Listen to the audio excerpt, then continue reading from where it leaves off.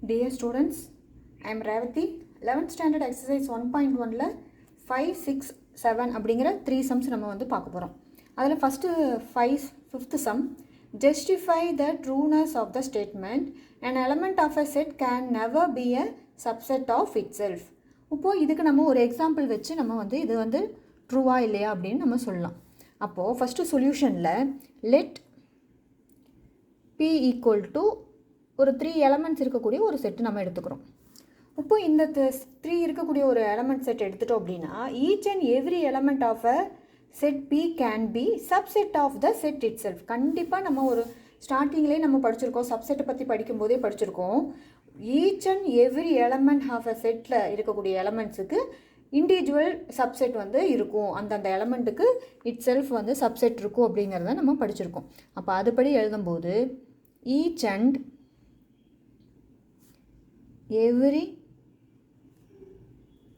element of the set P can be a subset of the set itself. அதாவது என்ன அப்படின்னா example சொல்லணும் அப்படின்னா இப்போது செட்டு ஏபிசி இருக்குது. அப்போ ஏபிசியோட சப்செட்டாக எழுதுறோன்னா ஏங்கிறது ஒரு சப்செட்டாக எழுதலாம், பிங்கிறது ஒரு சப்செட்டாக எழுதலாம், தென் சிங்கிறது ஒரு சப்செட்டாக எழுத முடியும். அப்போது இந்த எவ்ரி எலமெண்ட்டும் என்ன ஆகுது, ஒரு சப்செட்டாக இட் செல்ஃப் எழுத முடியும். therefore hence the given statement என்னது, not true அப்படின்னு நம்ம சம்மை வந்து கம்ப்ளீட் பண்ணிடலாம். is not is an answer. Next, 6th sum. If n of p of a equal to 1024, n of a union b equal to 15 and n of p of b equal to 32, then find n of a intersection b. இப்போ இந்த சம்மில் பார்த்தீங்க அப்படின்னா p of அப்படிங்கிறது power of set. அப்போ power of செட்டோட number of items எவ்வளோன்னு சொல்லியிருக்காங்க, 1024னு கொடுத்துருக்காங்க. அப்போது n of A union B 15னு கொடுத்துருக்காங்க. Then n of power of B set வந்து 32னு கொடுத்துட்டு n of A intersection B வந்து ஃபைண்ட் அவுட் பண்ண சொல்கிறாங்க. அப்போது first what are the given, என்னென்ன கிவன் கொடுத்துருக்காங்க அப்படிங்கிறத எடுத்து எழுதணும். First n of A union B equal to 15, then n of B of A equal to 1024.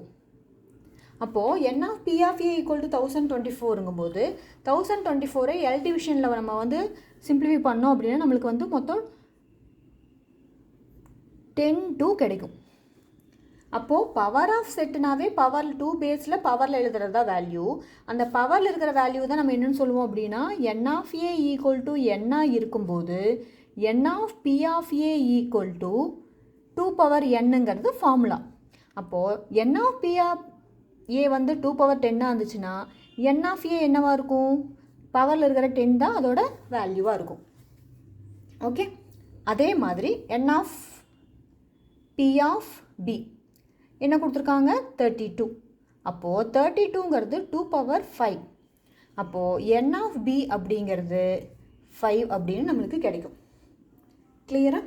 இப்போ நம்மளுக்கு ஆல்ரெடி ஒரு ஃபார்முலா தெரியும், n of A union B equal to n of a plus n of b minus n of a intersection b. இப்போது நம்மளுக்கு இந்த கொஸ்டினில் find out பண்ண சொல்ல கொடுத்துருக்கிறது a intersection b தான் ஃபைண்ட் அவுட் பண்ண சொல்லியிருக்காங்க. அப்போ நம்மளுக்கு தெரிஞ்ச a union b, n of a, n of b எல்லாத்தையும் கொண்டு போய் சப்ஸ்டியூட் பண்ணோம்னா n of a intersection b கண்டுபிடிச்சிடலாம். அப்போ n of யூனியன் என்ன கொடுத்துருக்காங்க, 15 equal to n of a வந்து 10னு ஃபைண்ட் அவுட் பண்ணியிருக்கோம், n of b 5னு ஃபைண்ட் அவுட் பண்ணியிருக்கோம், then n of a intersection b. அப்போ இது ரெண்டையும் ஆட் பண்ணால் 15. So 15 minus n of A intersection பின்னு வரும்போது ப்ளஸ் 15 இந்த பக்கம் போனால் -15 ஆயிரும், equal to minus n of A intersection B. அப்போது ப்ளஸும் மைனஸும் 0 ஆகும்போது minus n of A intersection பியும் 0 தான். மைனஸ் வந்தாலும் n of A intersection B 0 கூட மல்டிபிள் ஆகும்போது 0 தான் கிடைக்கும். அப்போது 0ங்கிறது தான் n ஆஃப் ஏ இன்டர்செக்ஷனோட final answer. So next 7th sum. If n of a intersection b equal to 3 and n of a union b equal to 10, இது வந்து and. So then find N of B of A delta B என்ன அப்படின்னு find out பண்ண சொல்கிறாங்க. அப்போ solution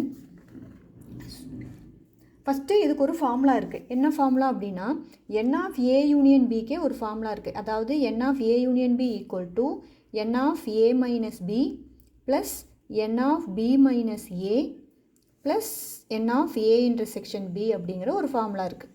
அப்போ இந்த formula படி எழுதிட்டு இந்த ரெண்டு வேல்யூவும் இந்த சைடும் இந்த வேல்யூ அந்த சைடு கொண்டு போனால் என்ன ஆகும்? N of A minus B plus n of B minus A equal to, so இதை இங்கேயே வச்சுட்டோம். இது இந்த பக்கம் வரும்போது n of A union B minus n of A intersection பின்னு ஆயிரும். அப்போது ஏ யூனியன் பி வந்து 10ன்னு கொடுத்துருக்காங்க, ஏ இன்டர்செக்ஷன் பி 3ன்னு கொடுத்துருக்காங்க. ரெண்டையும் செப்பரேட் பண்ணால் 7ன்னு கிடைக்கும். நம்மளுக்கு ஆல்ரெடி வந்து தெரியும் n of A delta B அப்படிங்கிற டிஃப்ரென்ஸ், சிமெட்ரிக் டிஃப்ரென்ஸுங்கிறதுக்கு ஃபார்முலா வந்து n of A minus B plus n of B minus A அப்படின்னு நம்மளுக்கு ஃபார்முலா இருக்குது. அப்போ அதுபடி நம்மளுக்கு கிடச்சிருக்கிறது வந்து n of A delta B equal to எவ்வளவு? 7. அப்போது n of B of A delta B அப்படின்னு எழுதணும்னா பவர் ஆஃப் செட்டுன்னு எழுதும்போது 2 பவர் பேஸில் பவரில் 7 எழுதுவோம். 2 வந்து 7 டைம்ஸ் மல்டிபிள் பண்ணும்போது நம்மளுக்கு வந்து 128 கிடைக்கும். அப்போ அவங்க கேட்டிருக்க n of B of A delta பிங்கிறதோட ஆன்சர் வந்து 128. It is a final answer. Thank you.